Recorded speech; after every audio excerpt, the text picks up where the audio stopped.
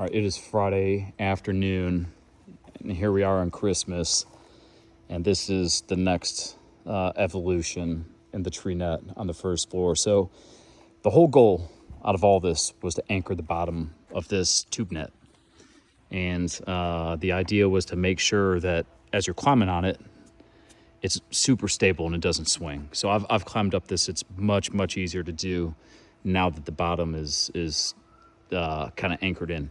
So I had to take a break from running these layers because this next layer was going to run right through where the tree net was going to be anchored. And the whole idea was to make sure that this was a floor that you could walk on. You could walk on the net and walk into this versus climbing up from the ground, right? And so to do this layer right here, I had to have this all anchored in. So that's kind of how I got to this point. So when I did this initially, I wasn't really sure where everything was going to go. I knew I wanted my opening faced a certain way.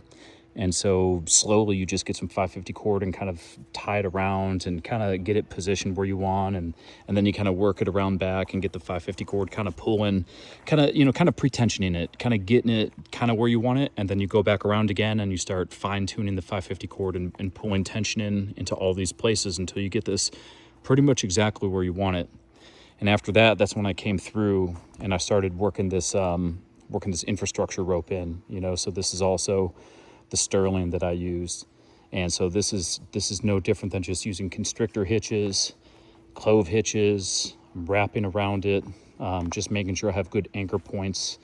I'm using this hitch on the other side of this hitch, so as I'm pushing on this, like there's nowhere, this can't sink back in, it would make sense as you guys are weaving something like this. And the same thing over there, I've got a hitch on each side of that corner to make sure that stays in place. So as we kind of move along, we'll get the floor going and, I'll follow back up on this in like another week.